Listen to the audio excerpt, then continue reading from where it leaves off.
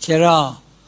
اگر این شخص زمان امام صادق علیه السلام بود و میگم من خودم خمسمو میدم و نمیدم به امام صادق، صحیح بود؟ نه. وقت امام علیه السلام فرمودن نسبت به اون فقهایی که جامع الشرایطن و انهم حجتی علیکم و انا حجت الله، یعنی در غیبت حضرت حجت عجل الله فرجه الشریف اینا جای من هستن. قاعدش اینه که همینجور که از خود امام اگه ظاهر بودن علیه السلام بنا بود اجازه بگیره، حالا از فقیه جامع الشرایط یا بهش بده یا ازش اجازه بگیره. بله.